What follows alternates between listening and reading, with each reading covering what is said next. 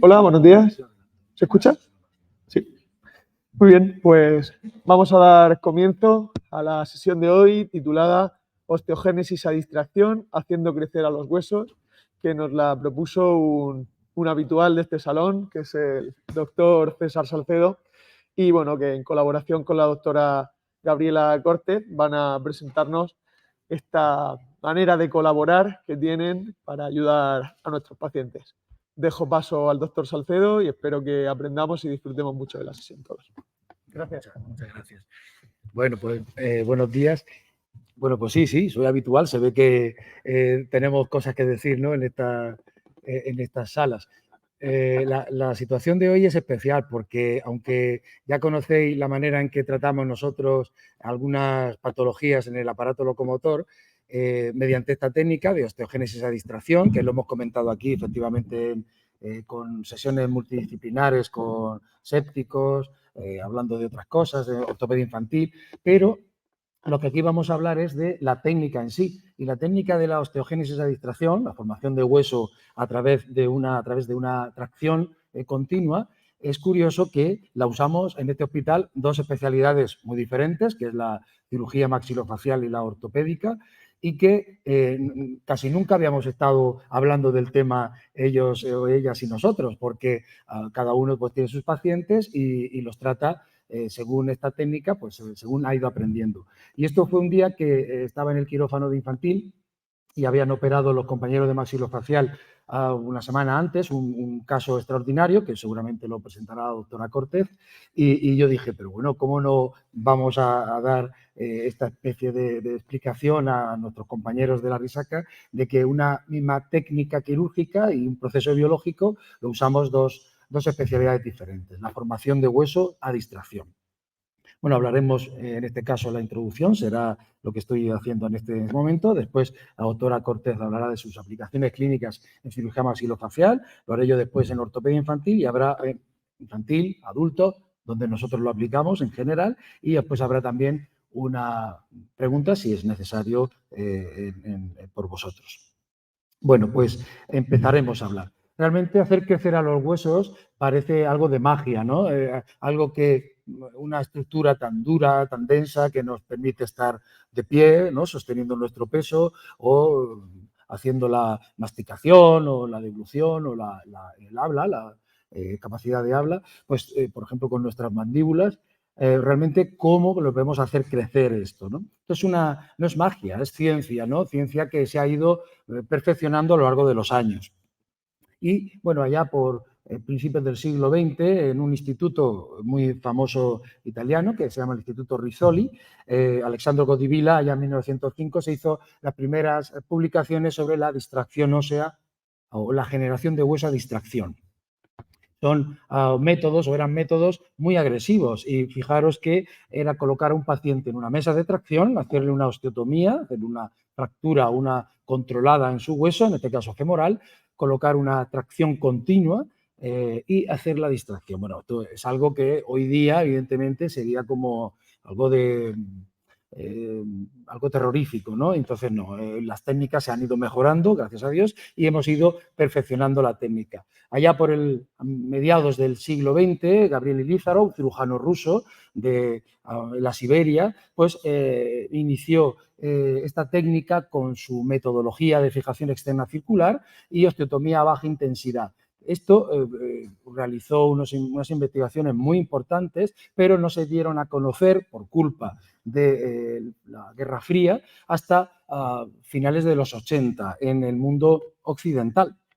Y estábamos totalmente ciegos de esta técnica. Fue a través de un italiano, que también la historia es muy impresionante, un escalador, un investigador de culturas también ajenas a su Italia natal y que, bueno, tras una pseudoartrosis séptica que no curaba, pues con todos sus viajes alguien le comentó que había un mago en Rusia que curaba los huesos infectados sin abrir el foco en este caso de pseudoartrosis séptica. Fue para allá, le curó y imaginaron los italianos cuando se enteraron que había un método que curaba este tipo de enfermedades tan graves.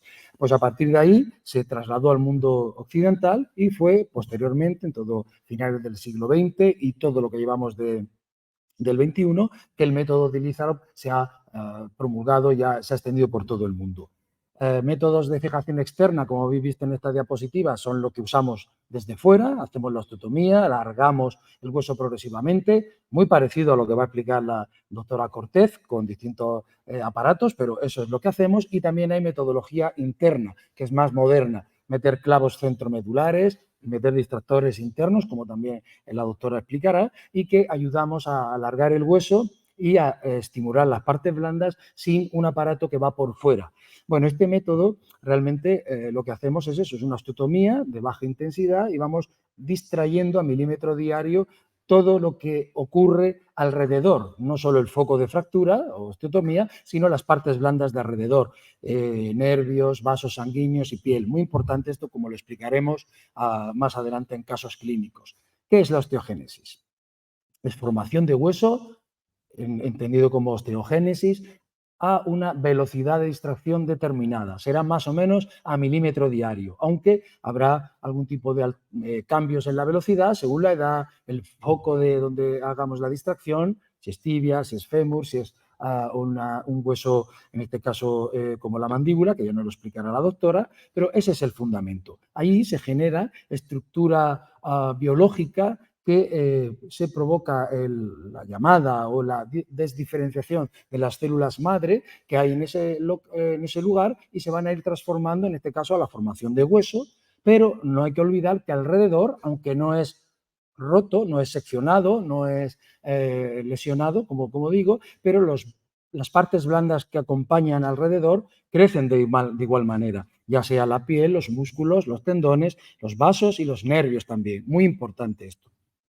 Sacamos un segmento de la osteotomía en distracción y la analizamos. ¿Y qué encontramos ahí? Pues encontramos la formación ósea en distintas etapas. Membranosa, para aquellos que les gusta la histología, es la formación de hueso directamente de tejido fibroso a formación de hueso, y también endocondral, que existe una transformación cartilaginosa. Eso es fundamentalmente lo que suele ocurrir en un foco de distracción. Hacemos la osteotomía, esperamos una semana, de 7 a 10 días, para que repose ese hematoma, y a distracción progresiva de 1 milímetro haremos la separación de esos segmentos. ¿Cómo hacemos la osteotomía? En nuestro caso la hacemos bajo una osteotomía de baja intensidad. Hacemos perforaciones, si hacemos la técnica del brocado previo, mínimamente agresiva, a través de una ventana subperióstica, como si hiciésemos o como hacían los egipcios para tallar el granito, y hacemos la osteotomía de baja intensidad. Así no dañamos los vasos alrededor, los tejidos blandos, y ayudamos a la distracción de manera progresiva. Una vez que hemos alcanzado la longitud deseada o la corrección de la deformidad deseada, paramos para que mineralice. Tarda más o menos 1 mes por centímetro alargado el hueso que se termine de osificar, hasta que una vez corticalizado, una vez madurado, se retira el sistema de fijación externa. Y finalmente decir que, como hemos ido explicando, no solo se forma hueso, hay unos valores añadidos a la distracción ósea. Muy importante la hipervascularización que ocurre a la hora de realizar esta osteotomía y de distracción que hemos visto. El estado de las partes blandas va a mejorar considerablemente, como veremos en algún caso a posteriori. Formamos un hueso tubular, medularizado, con un hueso exactamente igual cuando termine la maduración del que existía previamente, pero ya elongado. No es un injerto que cogemos de cresta ilíaca o de peroné, que se va a tener otro tipo de formación ósea finalmente. No, este hueso es un hueso tubular que va a neumatizarse y va a formarse las mismas características. Podemos efectivamente corregir deformidades, acortamientos, lesiones de parte blanda, como veremos, y lo más importante de hoy es que es aplicado en diferentes especialidades quirúrgicas, como cirugía ortopédica, como hemos hablado, la maxilofacial, la neurocirugía en colaboración con Maxilo, incluso la cirugía cardiovascular, como veremos. Y los cirujanos plásticos, que veremos en algún caso a posteriori, son también muy colaboradores con nosotros, porque sus partes blandas dañadas son recubiertas por ellos, por sus técnicas, en estos mismos pacientes en los que vamos a hacer estas distracciones óseas. Y nada más, esta sería la introducción, y ahora hablaría la doctora Cortez. Adelante.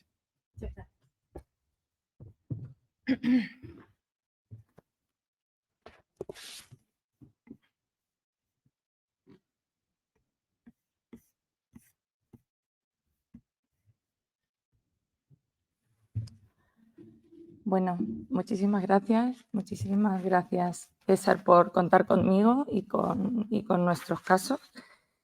Él se lo sabe todo muy corrido y yo no suelo dar muchas charlas, así que bueno, voy a ir un poquito más tranquila. Nosotros empezamos con la doctora Rodríguez, bueno, hubo algún caso previo muchos años antes, pero empezamos con nuestro primer caso en 2018. Os voy a hacer un resumen general. En principio, hasta ahora somos unos bebés, hemos hecho no muchos casos. Tenemos 4 pacientes con distracciones de maxilar por hipoplasias severas, cada uno por un motivo diferente. Tenemos 5 pacientes que tienen una enfermedad que es una microsomía hemifacial y en función del caso hemos decidido una técnica diferente. A todos se ha hecho una distracción de rama, pero luego se le ha añadido en algunos casos o una distracción de maxilar o una distracción maxilomandibular. También tenemos 2 pacientes con anquilosis mandibular, que es algo muy infrecuente y que altera el crecimiento de toda la cara. Y tenemos 4 pacientes con síndromes craneofaciales. A uno de ellos le hicimos solo un Lefort 3, que es un avance del tercio medio, y a otros 3 un avance frontoorbitario. Esta fue nuestra primera paciente. Nerea es una paciente que tiene una anquilosis de la articulación temporomandibular derecha. Fue conocida en el servicio porque vino cuando era muy pequeñita, pero luego desapareció. Y apareció con 13 añitos con este problema. Si veis, tiene un crecimiento vertical del sector anterior de los incisivos y no ha habido crecimiento a nivel posterior. Si vemos su oclusión, pues eso es con mordida abierta, es decir, abre 2-3 milímetros cuando la vemos y tiene un apiñamiento dentario y una falta de crecimiento vertical a nivel del sector posterior, a nivel alveolar que se llama, porque no ha tenido espacio. Cuando no hay espacio, pues los dientes no erupcionan, por lo tanto, al no erupcionar los dientes, el hueso no crece. Entonces, tenía una sobremordida de 20 y tantos milímetros, que eso es muy severo, ¿vale? Entonces, vemos su escáner y vemos que tiene una anquilosis fibrosa. Si veis en la TM derecha, aparentemente es correcta, pero no tiene función, no abre ni cierra. Entonces, obviamente asesorándonos con personas que sabían más que nosotros, pues decidimos hacer una distracción de rama bilateral primero que nada. Planificando la distracción lo hacemos con ingenieros y lo hacemos en base a sus escáneres. Entonces, definimos lo que es nuestro vector de distracción y en función del vector que queremos realizar ya hacemos la osteotomía. Muchas veces, en este caso, respetando estructuras nerviosas para no alterarlas con la osteotomía. Hay veces que podemos hacer una osteotomía y controlar en no lesionar el nervio dentario. Entonces, para hacer esto, nosotros tenemos aberturas muy pequeñitas porque intentamos siempre poner distractores internos, porque a nivel de la cara, pues la musculatura hace y por las posiciones, por los apoyos, pues que los distractores externos tienen mucha más frecuencia a soltarse y son menos, que la distracción es menos precisa, vamos a decirlo así. Entonces, nos prepararon unas guías de corte extra finas porque la paciente no abría nada de la boca, por lo tanto, teníamos que operarla por dentro de la boca por una incisión muy pequeñita. Y las guías de corte que estaban en ese entonces, pues eran muy anchas, entonces pedimos que nos las hicieran un poquito más finas. Veis que las guías de corte van completamente definidos los puntos de anclaje, que son los agujeritos de fijación de la guía que se ven en rojo, y los agujeros donde tenemos que hacer para que el distractor que nosotros hemos planificado se adapte perfectamente y no haya cambios en la rotación porque tú ahí ya pierdes completamente lo que es la orientación. Entonces, ahí se ve que nos indican la longitud de los tornillos pues para no lesionar estructuras vitales, en este caso el dentario. Aquí vemos los fantomas que nos envía la casa comercial, que nos ayudan muchísimo a la hora de hacer la cirugía porque vamos casi a ciegas. Entonces vemos que nos hemos aprovechado de tener los fantomas y hemos preparado unas mini placas de tracción que utilizamos mucho para realizar un apoyo ortodóntico, porque si veis los dientes están completamente volcados y les falta crecimiento. En cuando nosotros conseguimos ese crecimiento óseo, pues ya la ortodoncista puede rotar esos dientes y hacer que el hueso alveolar vaya creciendo. Pero si no tenemos ese apoyo, es muy difícil conseguirlo. Aquí vemos imágenes intraoperatorias con el distractor ya puesto y con el distractor activado. Siempre tenemos que comprobar que la apertura es buena y que no tenemos una fractura incompleta, porque si no tendríamos que volver a meter el paciente. Y ahí vemos las mini placas. Perdonadme que hay mucha sangre, pero no pensaba utilizarlo. Y ella es nuestra paciente 3 días después de la cirugía. Entonces, como tenía una apertura oral mínima, planteamos primero hacer una traqueostomía que le hicieron los otorrinos. Tenemos un servicio de otorrino y de anestesia muy bueno y primero era asegurar la vía aérea. Entonces, se inflamó un poquito, veis cómo salen los vástagos y a través de estos alambritos, ¿vale?, que son los vástagos de distracción, los padres van dando vueltas. Nosotros empezamos la distracción entre los 5 y los 7 días, porque las fuerzas, principalmente a nivel de la rama mandibular, el músculo masetero es el músculo más fuerte del organismo, lo siento. Y entonces, pues no nos podemos fiar de él. Y a nivel facial es muy importante las partes blandas. No es lo mismo, os enseñaré un caso y las partes blandas, el grosor de las partes blandas implica que la distracción no vaya a ser igual en un paciente o en otro.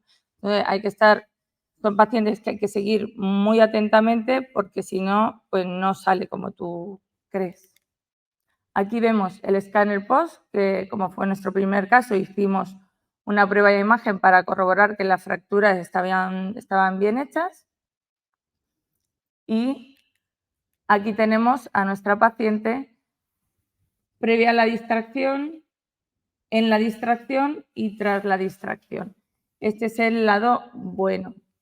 Aquí de frente vemos que tenía una simetría muy grande y el centrado de la mandíbula lo conseguiremos más adelante, pero no era nuestro objetivo. Nuestro objetivo era conseguir un stock óseo para posteriormente poder hacer más tratamientos, porque no se puede solucionar en una sola cirugía, esto es muy complejo.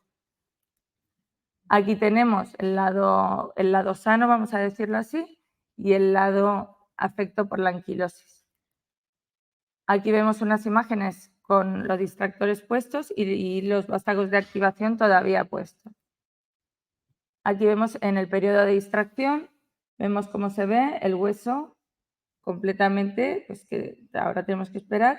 En este caso, nosotros intentamos esperar mínimo 8 meses porque la osificación les cuesta más. Y si nosotros retiramos los distractores pronto, entonces se produce una compresión porque las fuerzas musculares son muy fuertes. Y aquí vemos, una vez ya hemos quitado los distractores, que en este caso le quitamos la anquilosis de la ATM derecha y pusimos un injerto condrocostal para que ella pudiera abrir y cerrar la boca. Continuó la ortodoncista realizando tratamientos, veis que lleva unos levantes de mordida, que son estas, esto de aquí, para ir consiguiendo un crecimiento vertical de lo que es el segmento posterior a nivel alveolar. Y aquí vemos, estas fotos son recientes, que me las mandó la ortodoncista. Veis cómo ya hemos conseguido nivelar el plano, tener una oclusión que sigue en clase 2, pero tiene una oclusión bastante buena y ya la estamos preparando. Hemos retirado toda la última cirugía que le hemos hecho, es quitar todo lo que le habíamos puesto para poder planificar un injerto, una prótesis de ATM y ya su cirugía ortognática definitiva. Centrando. Y estas son las fotos que me mandaron anoche y que la paciente pues está bastante bien, sigue un poquito con desviación del mentón, pero bueno, teniendo en cuenta de cuando tenemos un problema y hacemos una distracción, principalmente en mandíbula, hay una deformidad de toda la mandíbula, no se afecta solo a la zona que no ha crecido. Aquí tenemos el segundo caso que os voy a presentar, que nos las mandó neurocirugía y la cirugía la hicimos obviamente con ellos. Es un síndrome de Cruzón y tiene un pseudo hipertelorismo, tiene una proptosis muy evidente y pues la paciente tiene una hipoplasia del tercio medio y de la zona frontal. Mordida abierta, importante, y tienen problemas respiratorios, tienen SAOS. Entonces planificamos la cirugía, igual le hacemos un escáner y en este caso pues hacemos una barra frontoorbitaria, el hueso frontal lo vamos a fijar a la barra y hacemos un Lefort 3. Esto es una cirugía pues que es compleja, más que nada hacer la osteotomía cuando separamos lo que es el tercio medio facial porque vamos a ciegas, ¿vale? Lo hacemos a través de una bicoronal. Aquí vemos las guías de corte para asegurarnos que lo que hemos hecho luego lo plasmamos en quirófano, la plaquita para realizar la distracción, aquí las zonas de hueso porque son pacientes que el hueso lo tienen muy afectado y tienen el hueso es muy débil. Entonces tenemos que ver dónde poner los tornillos porque pues tienen huesos muchas veces osteoporóticos. Aquí vemos, en este caso, elegimos un distractor externo porque, bueno, tuvimos una distracción fallida con un distractor interno en el del Lefort 3, entonces ya planteamos el realizarlo con el externo, aunque volveremos al interno. Aquí vemos el vector de distracción, acordándonos que nosotros esta cirugía la hacemos para arreglarle los ojos, no para arreglarle la oclusión, ¿vale? Para que deje de tener una proptosis y para que pueda respirar correctamente. Entonces, veis, la paciente está ahora mismo en periodo de consolidación. Tiene 4 años. Este fue nuestro primer caso de distracción craneofacial con los neurocirujanos. Esta paciente fue intervenida en Madrid unas 12 veces y otras 4 de los párpados y no conseguían cerrar los párpados. Entonces vinieron a nosotros y nosotros pues no teníamos ninguna experiencia, pero teníamos buenos amigos. Entonces decidimos darle una solución. Al ver el escáner, pues veis que tiene una falta de crecimiento del tercio medio. Las distracciones que le habían hecho craneofaciales no habían servido. Entonces planteamos una distracción y un remodelado de la frente. Y aquí ya voy a ir un poquito más rápido porque si no nos da tiempo. Y aquí la vemos. Nuestra paciente de prácticamente no aprobar las asignaturas se ha sacado su bachillerato y ahora mismo, la última vez que la vi, ya está estudiando un módulo y está encantada y se puede desarrollar de una forma más o menos normal, que antes no podía. Aquí tenemos otro caso completamente distinto. Es una paciente fisurada bilateral, muy severa y con una hipoplasia en el maxilar superior, que genera este perfil. Tenía 13 años y planteamos hacer una distracción porque ya hicimos todo lo que podíamos hacer antes con el ortodoncista y no se conseguía ese crecimiento anteroposterior ni vertical del hueso maxilar. Le hicimos una distracción del maxilar superior y al quitar los distractores le hicimos una cirugía arreglando el labio y la nariz. Y aquí veis el hueso. Hicimos una distracción moderada, unos 14 milímetros, y ahora mismo pues está fantástica, pero no tengo fotos de ella. Este es el último caso que hemos hecho en un paciente de microsomía hemifacial que tenía una discrepancia bastante grande, tenía una alteración en la oclusión importante y procedimos a hacer una distracción de rama vertical y le hicimos un Lefort 1 y hicimos una distracción maxilomandibular. Le pusimos las mini placas, unimos el maxilar con la mandíbula y aprovechamos la fuerza del distractor para ir generando un cambio en el plano oclusal de nuestro paciente. Y si veis aquí, vamos, el perfil prácticamente está normalizado y con una visión anterior y no tenemos escáner porque no podemos hacer un escáner cada vez que queremos una prueba de imagen, intentamos hacer radiografías para no irradiar a los pacientes. Y aquí tenemos, pues en periodo de distracción todavía no le habíamos quitado el vástago. Veis como prácticamente lo que dice César, que es que no solo crece las partes óseas, sino que las partes blandas acompañan y ganamos un gran volumen en la cara. Este paciente habrá que hacerle lipofilling seriados para conseguir una simetría completa, pero ya no solo el apoyo del hueso y el cambio de plano, va cambiando el apoyo también. Entonces, son las dos cosas. Y conseguimos pues normalizar prácticamente la cara de nuestro paciente. Este es el caso más severo que tenemos. Es una paciente que tiene una miopatía nemalínica, que va en silla de ruedas, que tiene una traqueostomía permanente por ahora. Y acudió a nuestra consulta y tenía una mordida abierta muy severa.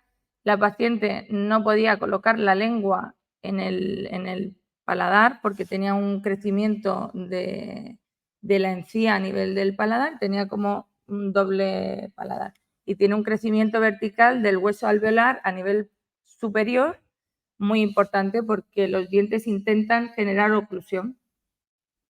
Entonces, la mandamos, como veis, la mandamos a la logopeda para que fuera trabajando la función muscular, porque sus músculos están hipotónicos. Entonces, claro, necesitamos un poquito de ayuda, no solo es operarla. Y es un caso que tuvimos que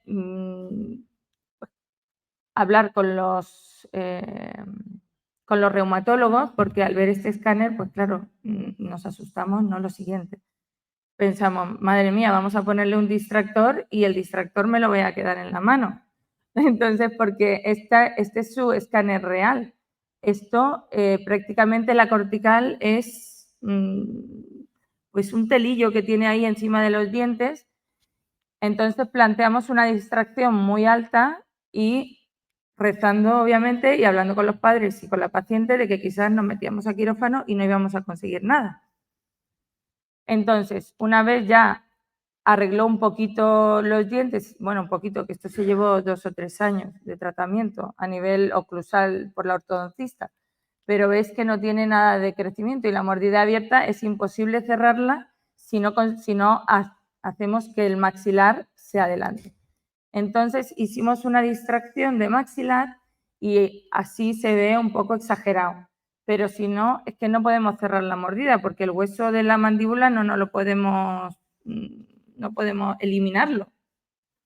Entonces, y esto que veis aquí, luego se puede remodelar. La idea es que la ortodoncista vaya intruyendo sectores posteriores e incluso anteriores un poquito y eso también nos va a ir haciendo que la mordida se vaya cerrando. Y ya hemos conseguido cerrar la mordida bastante, que tenía 30 y pico milímetros. Y esta es nuestra paciente que está encantada y está deseando la siguiente cirugía. ¿Por qué? Porque ya se le ven los dientes, porque tiene apoyo labial y ahora mismo se ve una cara muy larga, pero cuando le cerremos la mandíbula, la cara se va a normalizar y nos está pidiendo que también quiere que le centremos la nariz. Así que dar ilusión a los pacientes es lo que nos hace pues meternos en estos berenjenales, porque son casos muy complejos. Y obviamente yo soy la cabeza aquí que me han puesto a hablar, pero este es un equipo. Empezamos con la doctora Rodríguez, pero tenemos a los neurocirujanos, que son un cielo, los anestesistas que no nos mandan a freír espárragos con pacientes tan complejos y obviamente los de la UCI y los otorrinos que nos ayudan muchísimo y que esto es gracias a que tenemos un equipo, porque si no, no podríamos hacer este tipo de cirugías. Gracias.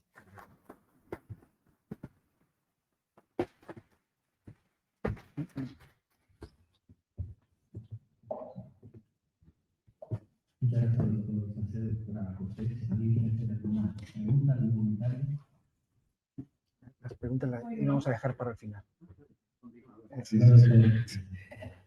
Bueno, pero que se pueden hacer si queréis.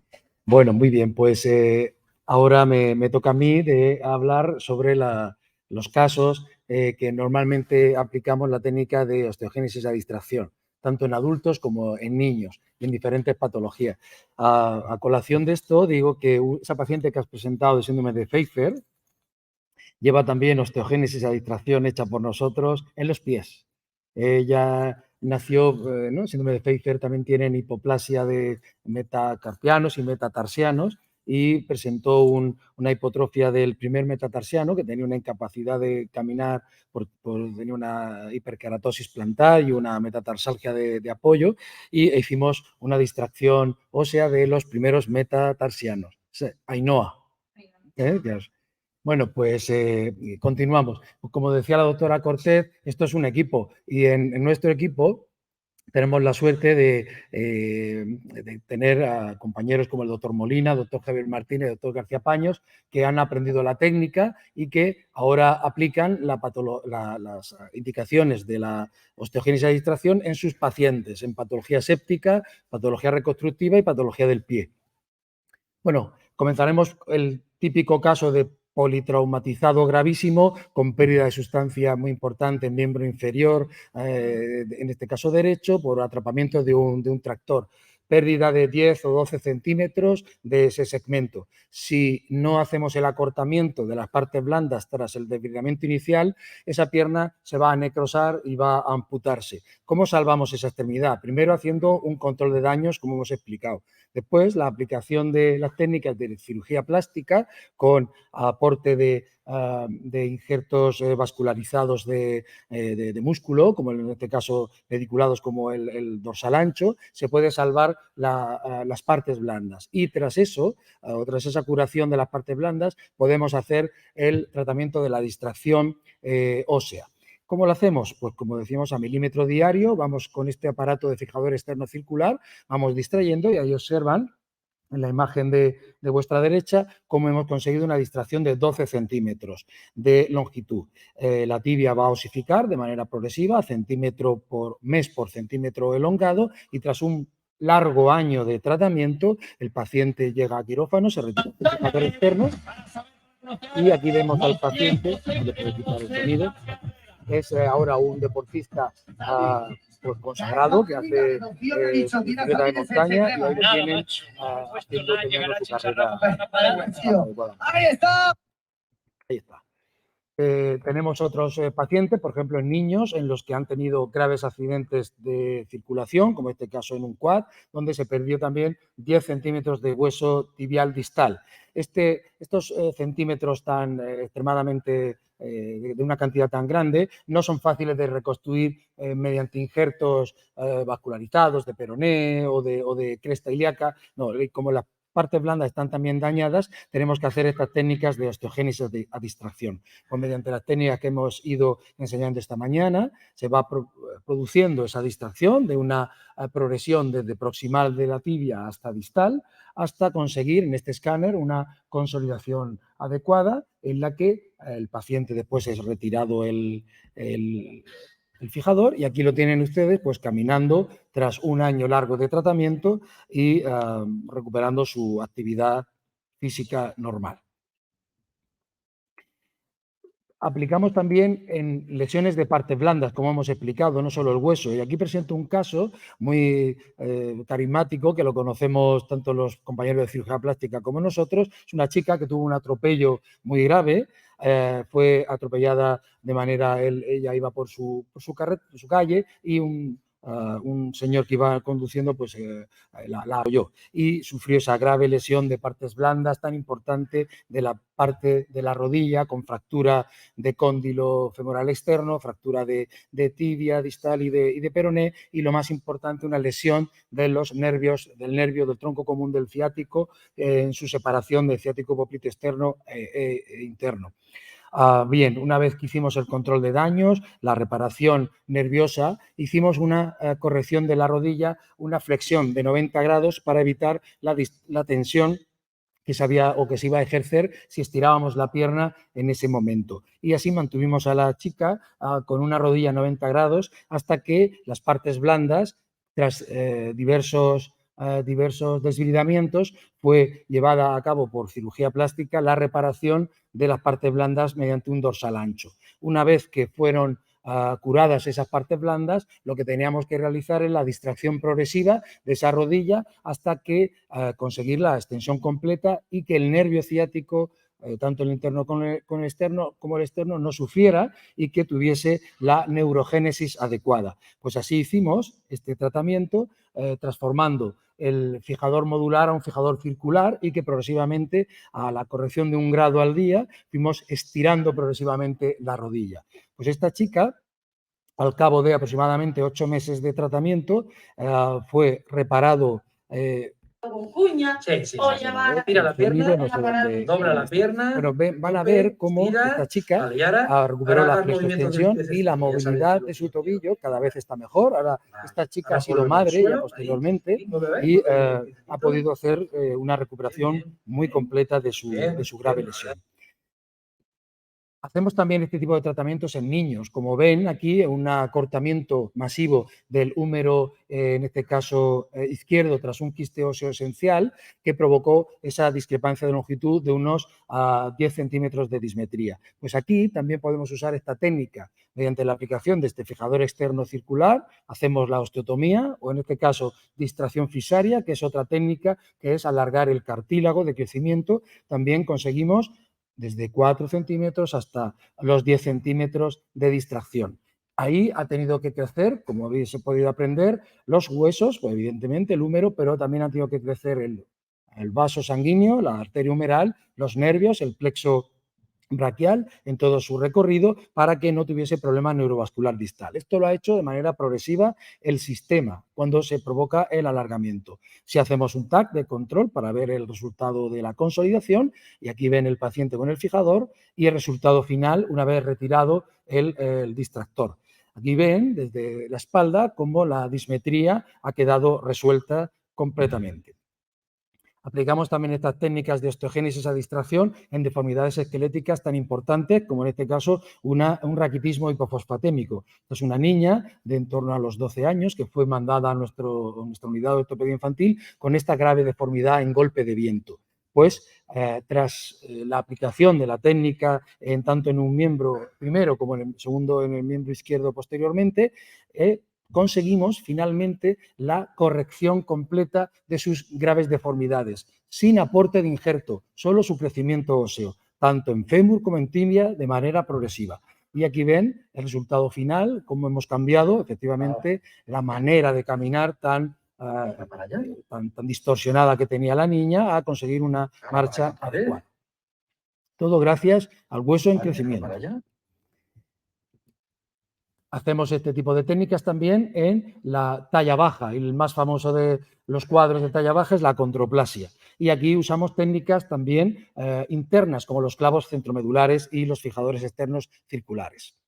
Y finalmente daremos 2 pinceladas, una concretamente, será la más hablada, que es las nuevas aplicaciones de la técnica de osteogénesis a distracción en otras especialidades, en este caso quirúrgicas, como la cirugía cardiovascular. Estamos iniciando en este hospital un estudio clínico sobre la histogénesis a distracción en el tratamiento de las isquemias crónicas de miembros, en este caso, inferiores, con los doctores de cirugía cardiovascular, como el doctor Pérez Andreu, y la doctora en biología, doctora María José Alcaraz.